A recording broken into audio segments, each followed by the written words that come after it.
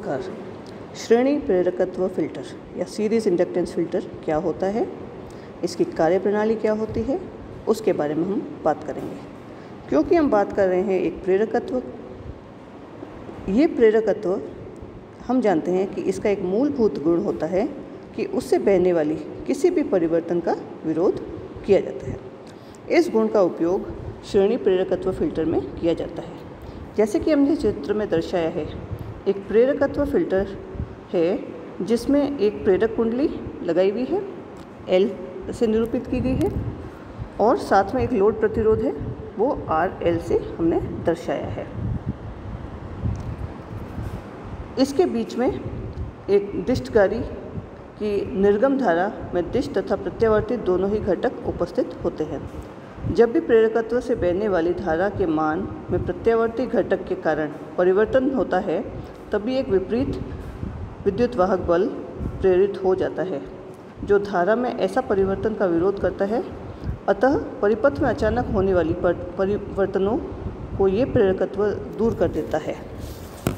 चूँकि आवृत्ति के बढ़ने के साथ प्रेरकत्व का प्रतिघात जो कि 2πL f इसकी आवृत्ति है, इसलिए इसमें उच्च सुनहरी स्पंदन अच्छी तरह से फिल्टर हो जाते हैं। डिश धारा के लिए प्रेरकत्व का प्रतिघात 0 होता है क्योंकि f = 0 होता है, तथा प्रतिबाधा प्रेरकत्व के निम्न प्रतिरोध के कारण नगण्य हो जाता है। अतः वोल्टा में डिश घटक तथा सन्नादी आवृत्ति जिसमें निम्न उर्मिका आवृत्ति होती है उसके घटक होता है, जैसे कि हमने चित्र में दर्शाया है। इसमें घटक जो डिष्ट घटक होता है उसका परिणाम काफ़ी अधिक तथा प्रत्यावर्ती घटक का परिणाम काफ़ी कम दर्शाया जाता है। डिष्ट धारा के लिए प्रेरकत्व का प्रतिरोध R तथा लोड प्रतिरोध RL श्रेणी क्रम में रहते हुए वोल्टा विभाजक व्यवस्था बनाते हैं, जैसे कि हमने इस इक्वेशन में लिखा है। VDC = R / RL + R × V'(DC). अक्सर R का मान RL से काफ़ी कम होता है, अतः लगभग सारी डिष्ट वोल्टा लोड पर प्राप्त होती है। श्रेणी प्रेरकत्व फ़िल्टर का कार्य उसमें से बहने वाली धारा पर निर्भर करता है। इसलिए ये फ़िल्टर तथा L अनुभाग फ़िल्टर, जैसे कि हमने चित्र में समझाया, उसको सिर्फ पूर्ण तरंग डिष्टकारी के साथ प्रयोग में लाया जा सकता है, क्योंकि इन फिल्टर में धारा के पूरे समय बहनी चाहिए। इसके अलावा इसमें से जितनी अधिक धारा बहेगी, जैसे कि गणितीय विश्लेषण में हम देखेंगे, उतनी अच्छी फिल्टर की क्रिया होगी। दूसरे शब्दों में लोड धारा बढ़ने से उर्मिका का मान भी घटेगा। ये हमने देखा बेसिक इसका समझाने के लिए किस तरह से सर्किट बनता है और इसकी जो आउटपुट वोल्टेज है उसका किस तरह से परिवर्तन होता है, जैसे कि हमने इस ग्राफ में दिखाया है। अब हम बात करते हैं इसका गणितीय विश्लेषण या मैथमेटिकल एनालिसिस के बारे में। फूरियर श्रेणी के अनुसार पूर्ण तरंग डिष्टकारी जो फिल्टर रहित होता है उससे प्राप्त निर्गत वोल्टा E = जैसे कि हमने इस इक्वेशन में लिखा है, E = 2Vm/π - 4Vm/3π cos 2ωt - 4Vm/15π cos 4ωt। Fourier श्रेणी के अनुसार फिल्टर रहित पूर्ण तरंग डिष्टकारी से प्राप्त निर्गत वोल्टा में पहला पद 2Vm/π फिल्टर के निवेश पर लगाई गई डिष्ट वोल्टा के निरूपित करता है, जबकि बाकी सभी पद सन्नादी घटकों को निरूपित करते हैं।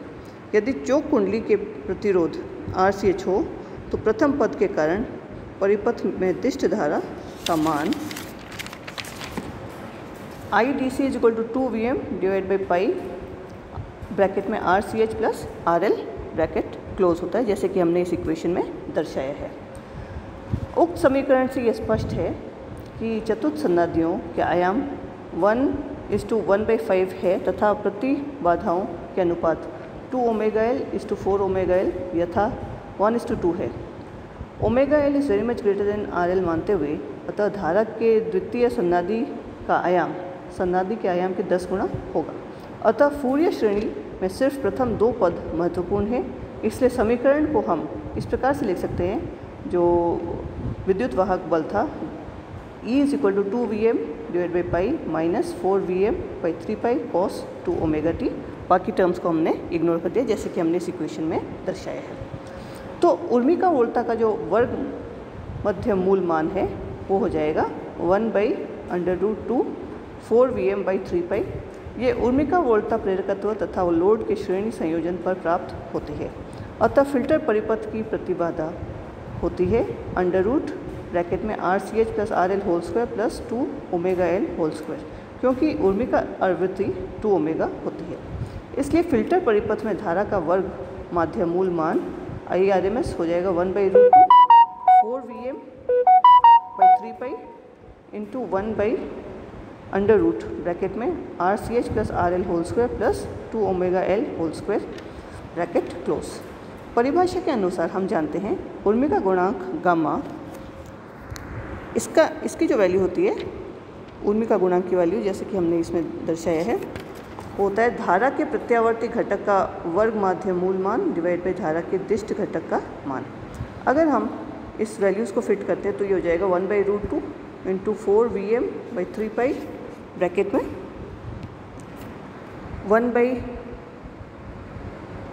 1/√RCH + RL whole square plus 2ωL whole square bracket close divide by 2Vm divide by pi RCH + RL bracket close.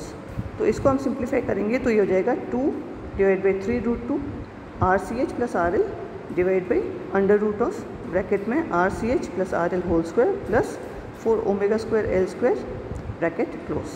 और सिंप्लीफाई करेंगे तो ये हो जाएगा √2/3 1/√1 + ω²L² divide by RCH + RL whole square. यदि एक की तुलना में ωL divide by RCH + RL अधिक है तब उर्मिका गुणांक हो जाएगा gamma = √2 RCH + RL divide by 3 into 2ωL। यदि RCH RL से बहुत कम होता है तब उर्मिका गुणांक गामा ये हो जाएगा, जैसे कि हमने इस इक्वेशन में दर्शाया, √2/3 RL/2ωL, ये हो जाएगा 0.236 RL/ωL। ये समीकरण दर्शाता है कि लोड धारा बढ़ने के साथ तथा लोड प्रतिरोध RL घटने के साथ तथा प्रेरकत्व के बढ़ने के साथ उर्मिका कम होती है। यह व्यवहार पार्श्व पथ संधारित्र फिल्टर के व्यवहार के विपरीत होता है।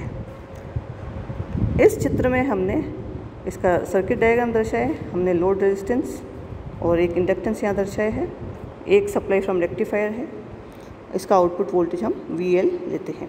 और हम देखते हैं इस सर्किट में इस वाले जो आउटपुट वोल्टेज वेवफॉर्म है, इसमें ये वाली हमें जो फुल वेव रेक्टिफायर है पूर्ण तरंग दिष्टकारी, उसमें ये प्राप्त होता है 0 पाई 2 पाई 3 पाई, ये विदाउट फिल्टर है। लेकिन जैसे हम ये चोक फिल्टर इंडक्टेंस फिल्टर या प्रेरकत्व पार्श्व पथ लगाते हैं तो हम देख सकते हैं कि इसका जो आउटपुट है वो इस प्रकार से वेरी करता है। इसमें उर्मिका गुणांक का वैल्यू 0.236 RL/ωL के बराबर हो जाती है। धन्यवाद।